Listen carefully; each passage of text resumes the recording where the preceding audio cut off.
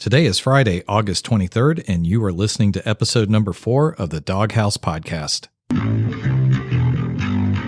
From DogHouseSystems.com, this is the DogHouse Podcast. We'd like to welcome everybody back. Again, this is episode number 4, and today I have Abby and Lorenzo once again joining me. How are you guys doing? Doing good. Doing great. Thanks for having us. We have a pretty packed out show this week, so rather than too much small talk, I think we can just get right into it. Unless you do want to talk a little bit about the hot weather we had earlier this week. I really hope it cools down. It was so hot, the weather stripping on my car roof came off and I had to reattach it this weekend. Are you serious? No. Yeah, we were driving around and my wife looked out her window, passenger side, and saw the weather stripping hanging out. So pulled it off in a parking lot, put it in the trunk, and went home and reattached it. Wow. Oh, no. Wow. That's crazy. It's been hot. Yeah, I think, what was it, 106 on Monday or Tuesday? It was brutal. It was brutal. Walking out of here.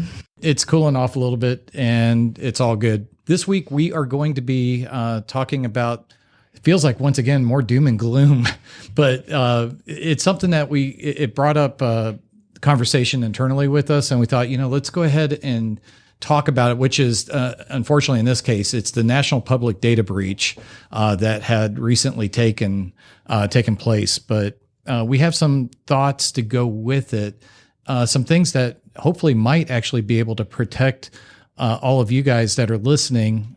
So we'll get into that in a little bit. And we're also going to be talking about the new expansion for World of Warcraft, The War Within. There's a lot of excitement about that. It's a lot of folks are really pumped and ready for this 10th expansion. So we're going to be diving into that shortly, along with some other fun games that Abby was able to dig up, and we'll be able to go through those. And then finally, we will also be talking in regards to a follow-up to Tyberiuss's question from last week. So we have a little bit of follow-up on that. But I'll tell you what, Abby, if you would go ahead and take us into our first segment. Yeah. Our first segment is Bark Bits, which, again, if you are not aware, is our tech industry news segment. And like John said, we're talking about social security numbers exposed in the national public data breach. So, Lorenzo? All right. So going through this quickly so we can get to the more fun news. No kidding. A leaked database which contains an estimated 2.7 billion records has been circulating among threat actors for several months. In April of 2024, a hacker using the alias US DoD offered to sell the data for $3.5 million.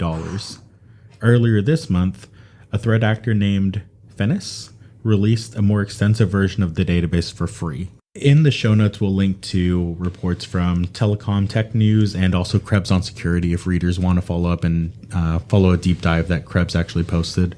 Okay, so a lot of people are worried about their information being out there. So how can I protect myself and my information? First, I want to say the things that we're about to mention here are things that we have done for ourselves. With technology, things are in constant change, and what works for us today might not be the best thing in the future. But for now, these things that we're about to discuss have worked well for us. What I would do is encourage each of you to do your own research as well to find a solution that works best for you. I'd first like to recommend opening a Credit Karma account. They were recently purchased by Intuit, and we're going to provide a link to the sign-up page. Credit Karma is a free service that they provide free access to your credit scores from TransUnion and Equifax. And this will allow you to monitor your credit daily for any kind of errors or inconsistencies. If you have already taken steps to freeze your credit, and let's say you don't have a Credit Karma account yet, you're going to need to temporarily thaw your credit to be able to create that account. So speaking of freezing your credit, once you have your Credit Karma account set up, it's time to do exactly that, which would be freeze your credit. So we're going to provide a link to freeze your credit at the 3 major credit bureaus. This page has links to set up a freeze, as well as links to lift, unfreeze, or thaw your credit. So let's say you're purchasing a car or a home in the future, they are going to need to run a credit check in order to provide that financing. So for them to do that, you'll want to thaw your credit, which is going to let you choose a specific amount of time that your credit won't be frozen. So you may set it up for, let's say, a day or two to let them go ahead and do that. And at that point, you can either manually set the freeze to come back, or from the websites, you could just have it automatically re-engage at that point. Yeah, that's great info to have. And once you've done that and protected your credit, it's time to start securing your online identity. Two very important tools in that toolbox are to use a password or passkey manager. 1Password's pretty well reviewed, and I think personally here we tend to use Bitwarden for our personal accounts. Yes. And then to also enable everywhere you have possible two-factor authentication, not via text message or an email, but via an app. Yes. There is truly an app for that. I think some of the popular ones here are Authy. You can also use Google Authenticator or Microsoft Authenticator, but it's very important to not store your passwords and your authentication codes with the same service. I agree. That way, if one is compromised, that threat actor doesn't have access to everything with that one compromised account. And that's a real good point. I'm glad you actually brought that up, Lorenzo, about not just relying on your phone number being that method of two-factor authentication, because there are ways that bad actors out there can get a hold of your SIM card info, basically SIM hijack you. And while you're sleeping at night and having no clue, they could take over your SIM card and essentially clear out your bank account if they were to have access to your password for that bank account. So yeah, exactly. Same goes for email. If you choose to use Microsoft or Google's Authenticator and their email provider, and you need to reset a password or something that lets you choose to send an email, well, they have access to both. Exactly. Yeah. And going back to what you said, if you were to use something like 1Password or Bitwarden, the other step we would recommend is to take the time to go back to all of the passwords you already have set up and make every single one unique, because you definitely don't want to be sharing passwords across different sites. Yeah, anywhere you've reused a password is somewhere that essentially does not have any security left if either of those services is compromised. And also, don't add an exclamation point to the end of your password when it's time to change it. Exactly. Probably the first thing someone would try if they're just trying to brute force it. But all that's not to alarm you or scare you. Just it's important to know which tools you have at your disposal to make sure that your online identity and also your personal finances are safe. So on a not so doom and gloom note from us, we've heard about some tech announcements this week, and I think Lorenzo might have some more information on it. Definitely. So this week, Asus announced 3 new Wi-Fi 7 products, including a tri-band ROG Rapture GT gaming router, a dual-band router, and a new Wi-Fi 7 USB adapter. That USB adapter is interesting because it allows you to upgrade a system that doesn't have Wi-Fi 7 capabilities to Wi-Fi 7. The ROG Rapture GT-BE19000, a mouthful of a product name, but a cool product nonetheless, supports Wi-Fi 7, also known as 802.11be, Wi-Fi 6, which is 802.11ax, along with backwards compatibility with 2.4 gigahertz networks as well, and also includes 2 10 gigabit per second ports. That's going to be wired Ethernet, and 5 2.5 gigabit per second Ethernet ports. It also supports 320 megahertz channel bandwidth on the 6 gigahertz band, which unlocks much higher throughput. With all that said, what does this mean? What is Wi-Fi 7? Wi-Fi 7 is going to allow for wider bands, that's at 320 megahertz channel bandwidth, partial channel usage, multiple connections across bands, and use of 3 bands simultaneously, which basically means that your devices that support Wi-Fi 7 can transfer more data in a shorter amount of time, can use multiple channels concurrently in case there's interference, or if you live in a college dorm or in an apartment building or just have lots of devices on the network, you can make use of multiple bands at the same time to allow you to continue a stable stream without interference or without dropouts. But it's important to know that your router and your device must both support Wi-Fi 7 in order to take advantage of these things. How about from a distance standpoint? It seems like as we've gotten faster over time, it's still, sometimes you go back to the older 2.4 gigahertz to be able to get that distance. So is Wi-Fi 7 going to be similar to Wi-Fi 6? No, that's one of the really interesting things about Wi-Fi 7 is Wi-Fi 7 makes use of 2.4, 5, and 6 gigahertz bands simultaneously. Oh, okay. So it can broadcast to the same device across any two of those channels at a time. That way, if you're walking away from your access point, you can still maintain your connection on the 2.4 gigahertz band. So you have greater range, just maybe a slightly lower throughput, and your device doesn't need to notify you of that change. It all happens seamlessly in the background. All right. So this week in our Tech Treats, which is our gaming corner of the podcast, we're going to be talking about the World of Warcraft, the War Within expansion. And we have Matt joining us again this week to talk more about it. How you doing? Hey guys, doing good. So the pre-patch has been out for a while, and if you did buy the Heroic Edition, you'll have maybe already even played it yesterday. But still, a few things you can do before the War Within launch. If you have any of the Awakened raids that you haven't done yet, you still want to get through those. You can take care of those because that, as well as the Mythic Dungeon Season 4, will all be unavailable after Monday. So if you have any other achievements or titles, anything in the Mythic Plus Season 4 you need to get done with, take care of that this weekend. There is also, I'm sure you already know, a world event going on for the pre-patch, which is in Dragonblight, Duskwallow Marsh, or the Searing Gorge. And you can farm some currency there that you'll be able to buy some catch-up gear if you need to for the expansion. And some new features coming. We're going to have a new race, or a new allied race, actually, the Earthen, which is kind of like a beta dwarf. They're kind of like the Titan Forged dwarves from BFA. And then there's also the warbands, which is something a lot of people are really excited about.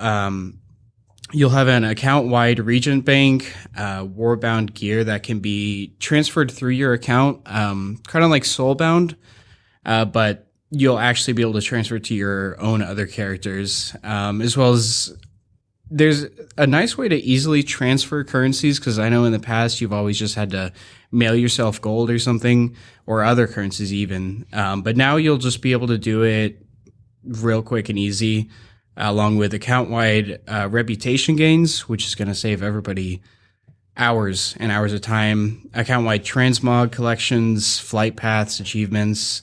So just a lot of quality of life stuff. The thing I'm probably most excited about is the hero talent trees. So for every class, they have anywhere from 2 to 4 new talent trees within your own talent trees that will blend whatever 2 you've picked. So they have, and a lot of them are based off of characters from Warcraft's lore.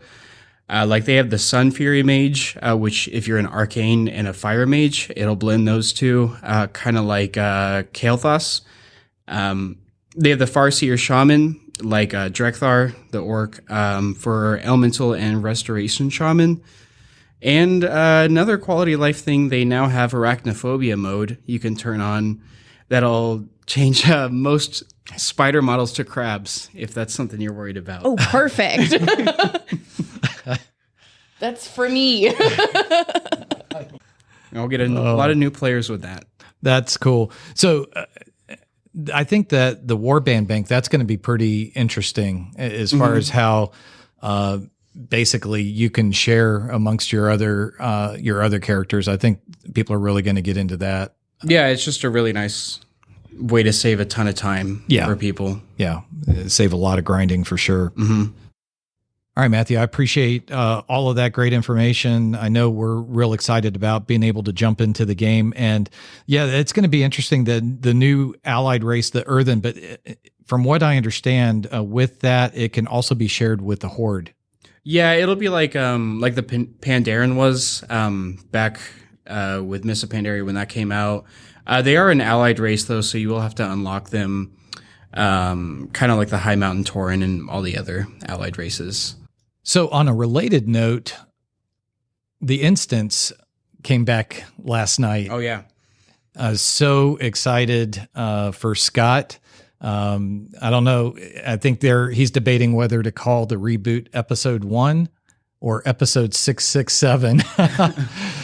So, he had kind of put the show on pause, retired it a couple years ago, but with all the exciting things that are happening with Chris Metzen coming back to Blizzard, I think, first of all, that is huge. Yeah. And I think for what he's going to be able to do to the franchise, it's going to be incredible. So a lot of excitement there. They actually flew Scott out last week, and he had a great sit-down interview with Chris. And we'll provide a link to that in case any of our listeners would like to check that out that already haven't. And so now, he's brought it back. He's got a new co-host, Bobby, and I could tell the chemistry was great with the two of them last night. They did a 2-hour show. Wow. I think initially he was thinking about doing it monthly, although I'd love to see him, even if it meant having a shorter type of episode. I'd love it if he could bring it back weekly, but he's a real busy guy as is, and we'll just have to wait and see. But again, I know a ton of people were really excited. So to help kick off the reboot of the instance, we teamed up with them to give away some time cards. Actually 60 of them, or no, not 60 of them. Wow. Whoops. Oh my Lord. Very generous. Yes, no. So we did 6 60-day time cards. And if you guys would like a chance to win it, head on over to frogpants.com/contest. And along with the time cards, they're also going to be giving away a copy of the War Within Epic Edition. And Scott also had a friend at Blizzard set him up to give away 6 2008 BlizzCon mount cards, which are at this point extremely rare. Oh, yeah. I know you've mentioned a few times how you would like to be able to have one of those. Yeah, because you've got yours. Yep. From that day. We were lucky enough to be able to go to BlizzCon that year. We were in the Kingston booth that year, teaming up with them. And so that's a polar bear mount with a Murloc sitting at the front with the BlizzCon flag. Yeah. And so folks, if you're interested, go over again, frogpants.com/contest. Speaking of which, also, we're going to have Scott join us on a future podcast, and we're real excited about that. And I know Matthew probably has a ton of questions he'd love to ask Scott. In the upcoming episodes, we're also going to be giving away some time cards of our own, and we've also got some other Blizzard-related goodies, so stay tuned. On the World of Warcraft note, SteelSeries and Blizzard are releasing a World of Warcraft edition gaming headset, mouse pad, and a limited edition keycap. All will be available on SteelSeries and Blizzard stores starting September 24th. And on another note, Gamescom 2024 is underway from the 21st to the 25th. And you might be asking yourself, what is Gamescom? It is the world's largest gaming event held in Germany. Last year, they reported that over 320,000 people attended. So here are some highlights so far. Borderlands 4 was announced for a 2025 release. Civ 7 has a release date of February 11th, 2025, which will be 8 years after Civ 6. They also announced Indiana Jones and the Great Circle release date, December 9th, 2024 for PC and Xbox. Marvel Rivals is being released December 6th, 2024. Dune Awakening for PC has an early 2025 release date. And then Stalker 2 Heart of Chernobyl has a release date of November 20th of this year. So, Matt, of all these games that are being announced so far, because they may have some more announcements coming up in the upcoming days of this convention. I think I already know the answer, but what game are you most looking forward to? Well, I didn't play Borderlands 3, but the first two I spent hundreds of hours in. And I saw the little teaser for that, so I thought that would be pretty cool. I've been seeing more stuff about Marvel Rivals. That looks really fun too. I didn't play Overwatch 2, but I had hundreds of hours in Overwatch, and this kind of looks like a Marvel equivalent of that. So it looks pretty fun. Cool. That's what they've described it as, is a Marvel Overwatch 2. Yeah, I've seen some of the early access gameplay, and it looks really cool. All right. So for the free games of the week from Epic Games, we have Gigantic Rampage Edition. It has 4.3 stars on Epic, normally $19.99 for the base game. Gigantic Rampage Edition is a premium and definitive release of the original 5v5 multiplayer online battle arena. Hero shooter Gigantic. Choose a unique hero and team up with other players to control objectives. It includes a new game model, cross-platform play, new heroes, and new maps. I'm bummed because it's Rampage in all caps, and I thought Abby was going to vocalize it throughout, scream out Rampage. I feel like I'd blow the microphones out, and I'm not going to do that. The other one is the Callisto Protocol, normally $59.99 with 4.2 stars on Epic. Survive to escape the horrors of Callisto using a unique blend of shooting and close-quarter combat. Players will need to combat rapidly evolving creatures while scavenging to unlock new weapons and gear to outrun the growing threat of Jupiter's dead moon. Please note that this game has a mature content rating of 17 plus. Humble. Am I going to have, I got to prep myself.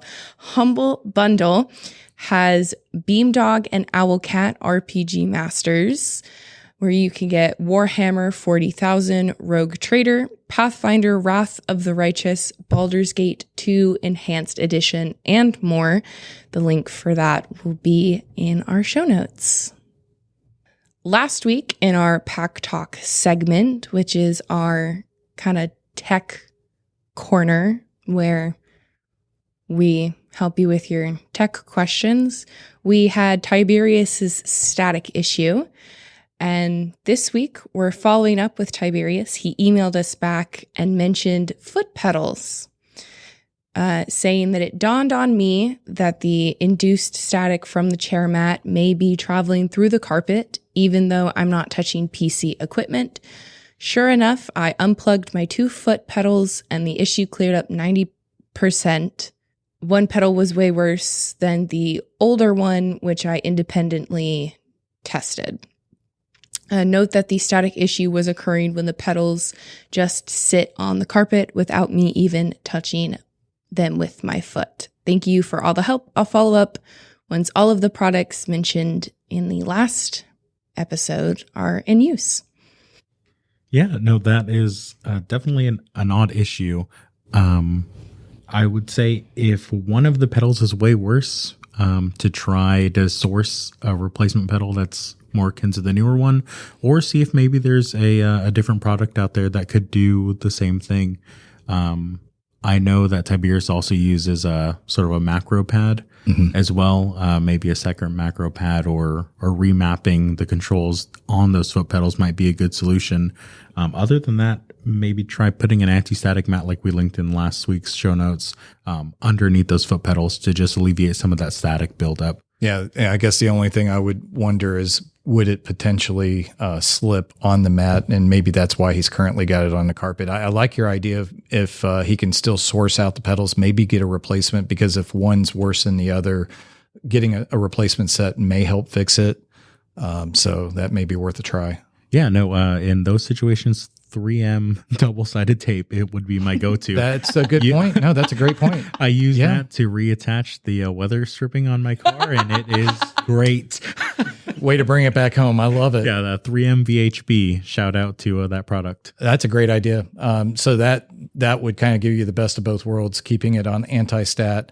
Maybe try that first, and then if not, maybe get a replacement set. The fact that it helped, like almost alleviate it, get it 90% better is good, great. And And in a separate note, he did mention that as far as his workflow goes, having the pedals was very important to him. So I'd say go ahead and try those couple of things out, and please let us know how that works out for you. So I think that wraps us up for this week. Matt, thanks for joining us on this episode. Yeah, always happy to be here. So with all that being said, Abby, why don't you go ahead and let our fine listeners know how they can get in touch with us? Of course. As always, you can email us at podcast@doghousesystems.com. You can leave us a voicemail at 214-810-4347 or through social media, Instagram, Facebook, X, and Threads at Doghouse Systems. Thank you so much. So next week, we're going to be talking about AI. That's going to make for some very interesting conversation, I'm sure. And we're also going to be planning on having Matt and Waldo join us to give us their thoughts on the World of Warcraft's their new War Within expansion.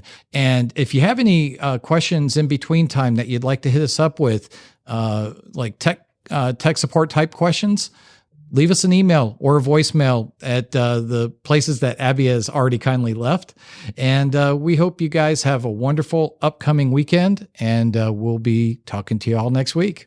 I really hope one of you plays with the crabs. I'll play with arachnophobia mode on. Yes!